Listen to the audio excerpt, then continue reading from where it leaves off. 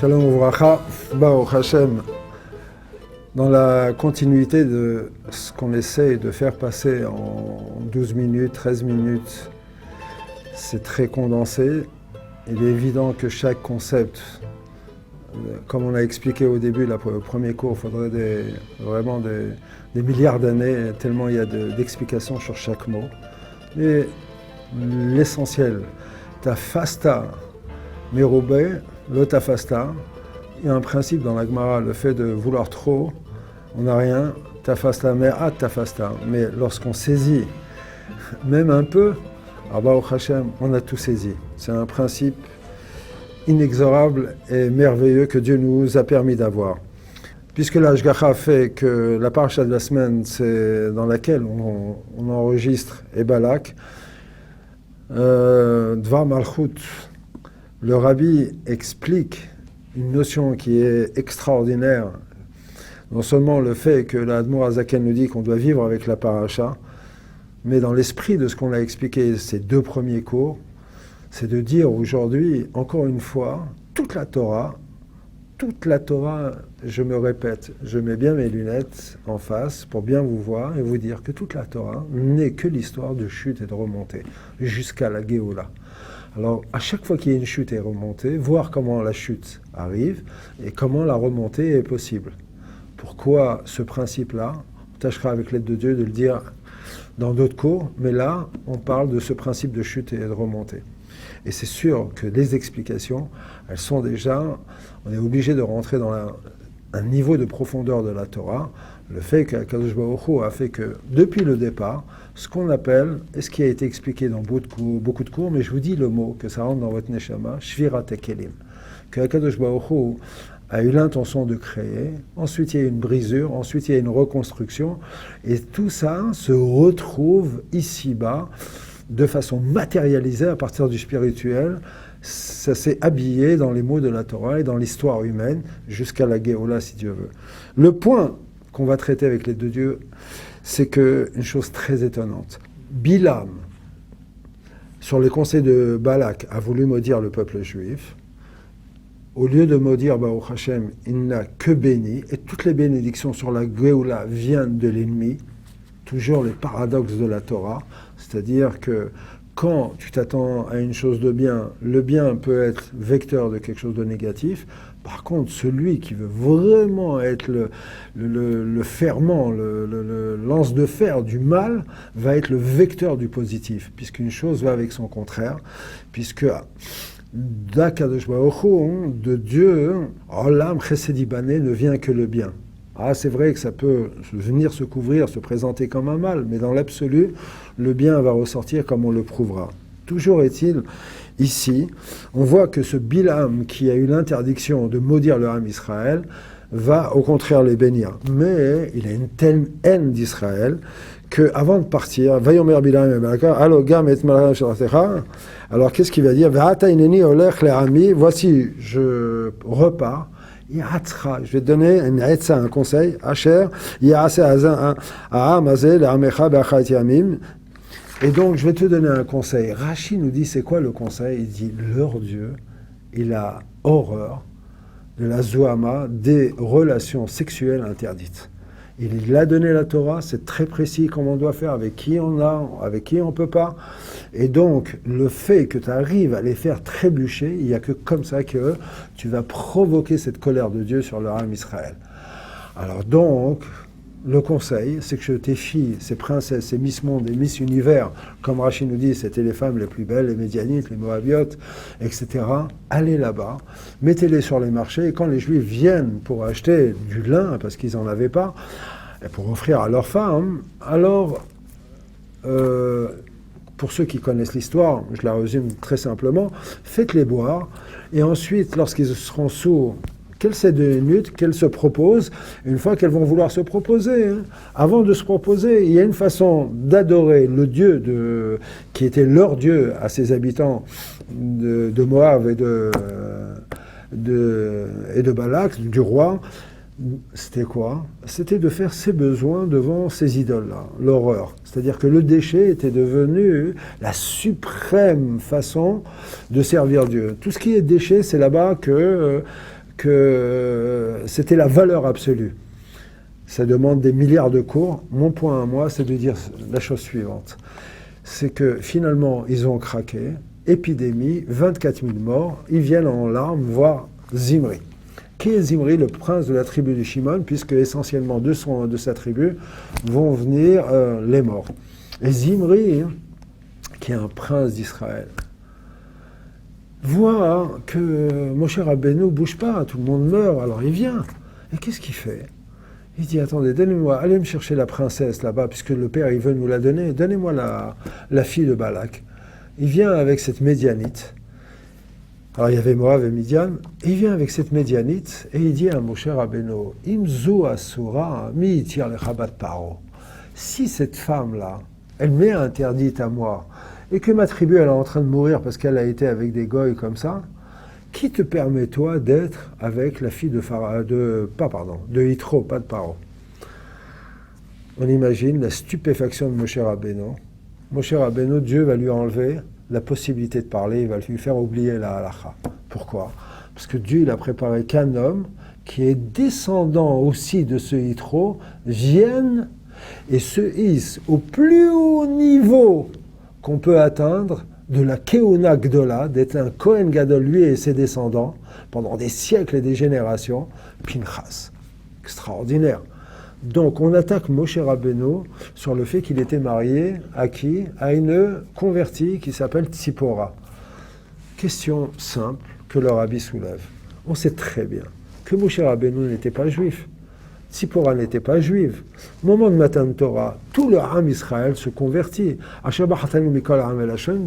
Dieu, tu nous choisis, nous on accepte la Torah, il y a le mariage entre toi et nous à Kadosh Baruch Hu. Donc, qu'est-ce que tu viens amener une halakha pour nous dire, si celle-là elle est permise, mais toi c'est une goya avec qui tu veux te marier. Moi je me suis converti, je suis devenu juive, elle s'est convertie, elle est devenue juive, donc j'ai le droit d'être avec elle. C'est sûr que Zimri n'a pas posé cette lourdeur de questions, c'est sûr. Il s'est attaqué à autre chose. Alors avec l'aide de Dieu, on va essayer de voir simplement, et halachiquement parlant, et tirer la leçon de ça. Qu'est-ce que Zimri voit? Il voit que Moshe Rabbeinu, en réalité, la Gemara nous dit, discussion, est-ce qu'il avait un statut de Kohen Gadol ou pas? Ou est-ce qu'il avait un statut de Kohen Gadol que pendant les 8 jours de l'inauguration du Mishkan, quand il rentrait avec Aaron, il l'intronisait, il lui a expliqué comment faire, etc. Finalement, Marloquette, et un avis qui dit, du fait qu'il a eu pendant 8 jours, c'est les Olamim, il était Kohen Gadol lui aussi, et Aaron, bien sûr, était aussi Kohen Gadol. Une fois dans l'histoire, il y avait 2 Kohen Gadol, et ensuite, qu'est-ce qu'on va voir? L'autre avis qui va dire, non, il a été que pendant ces 8 jours. Mais même pendant 8 jours, Zimri vient l'attaquer. Il dit, dis-moi, toi, mon cher Rabbeinu, tu nous apprends la halakha, mais tu te moques du monde un petit peu quand même. Un Kohen Gadol n'a pas le droit d'être marié avec une convertie. Comment se fait-il que toi, Kohen Gadol, t'es marié avec une convertie? Moshe Rabbeinu, bien sûr, ne peut pas répondre, puisque cette discussion va être avec des mots de Torah contre la Torah. C'est-à-dire que quand quelqu'un veut, dans l'absolu, faire une avera, ne pas faire la volonté de Dieu, c'est-à-dire se faire du mal en réalité, parce que quand tu ne veux pas faire la mitzvah, tu as la haine de toi-même, tu t'en aperçois pas, tu crois que tu kiffes ta vie, tu as le choix, tu fais ce que tu veux, pas du tout, tu vas te faire du mal. Donc la Torah, qu'est-ce qu'elle vient nous donner comme leçon ici? De la même façon, quand Adam Arishon il a mangé, au Chava il a mangé Kitov, il est bon. Attention, tu vas te faire du mal, mais il y a la haine de soi. Que veut dire qu'il y a la haine de soi? On va voir dans Zimri. Quand il vient, il dit à Moshe Rabbeinu, mais Moshe Rabbeinu, elle est quoi cette femme pour toi? D'accord, tu es Kohen Gadol, tu n'as pas le droit. Mais Moshe Rabbeinu lui dit, mais si tu parles de halakha, alors continue. Donc tu sais très bien qu'un Kohen a le droit d'épouser une almana. Le Kohen Gadol, non, mais le Kohen a le droit. Et ils ont fait que les fiançailles. Entre-temps, le Sanhédrin a fait un vote, et c'est ce Kohen-là qui a été choisi pour être Kohen Gadol. Il a un problème. En tant que Kohen Gadol, il n'a pas le droit d'être marié à une almana. En tant que Kohen, il a le droit. Mais là, Ish ki yafli neder, il s'est engagé. Comment va être la halakha? La halakha, elle dit, du fait qu'il s'est fiancé dans une situation d'autorisation, donc l'exception fera que de cette autorisation, une exception qui confirme une règle, qu'un Kohen Gadol, ça sera dans la halakha qu'il aura le droit d'être avec qui? Avec une almana. Alors pourquoi tu me poses cette question? J'ai le droit d'être avec elle, puisque quoi? J'étais marié avant. Et Zimri va dire à Moshe Rabbeinu, quoi, tu étais marié toi avant? Mais marié de quoi avant? Nous on a reçu la Torah, là on est devenu juif. Et Moshe Rabbeinu, qu'est-ce qu'il est obligé de lui dire? Il dit, mais tu sais bien qu'on a reçu 10 commandements avant Matan Torah qui ont force de loi après Matan Torah.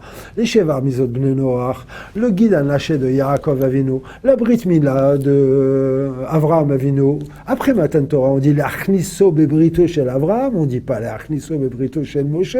Donc, ça a force de loi ce qui s'est passé avant-après. Et tu sais bien, le Vaïkar et Amram et Bat Lévi, quand Myriam lui a dit, papa, réépouse Yochevet ma mère, parce que là, Pharaon veut tuer que les filles et les garçons, toi tu tues les filles et les garçons du fait qu'on se sépare. Et là-bas, Rashi nous dit, Bekidushin, il l'a repris de façon officielle. Donc le mariage avant Matan Torah a eu force, cas de force majeure après Matan Torah, et c'est pour ça qu'on ne voit pas que les Juifs se sont remariés après Matan Torah. Donc j'étais marié avec Tzipora avant, donc j'avais le droit, une fois que je suis devenu Kohen Gadol, de rester avec elle. Alors, vous savez ce qu'il lui répond, Zimri, pour justifier qu'il veut aller coucher avec cette Goya? Il dit, mais là, tu es en train de nous dire de la Torah chez Béalpé. Moi, je me base sur Torah chez Birtav. Torah chez Birtav, elle dit aujourd'hui qu'un Kohen n'a pas le droit. Ce qui s'est passé avant, c'est Torah chez Béalpé, ça ne m'intéresse pas. Le Rabbi dit, un chidouche nifla. Le premier karaïte de l'histoire, celui qui dit que je me base que sur la Torah et pas de Torah chez Béalpé, qui amène les mamzers, qui amène les catastrophes, qui amène tout ce qu'on sait. Donc c'était qui? Un prince d'Israël. Qu'un prince d'Israël peut se servir de la Torah contre la Torah. Ça veut dire quoi dans notre vie de tous les jours?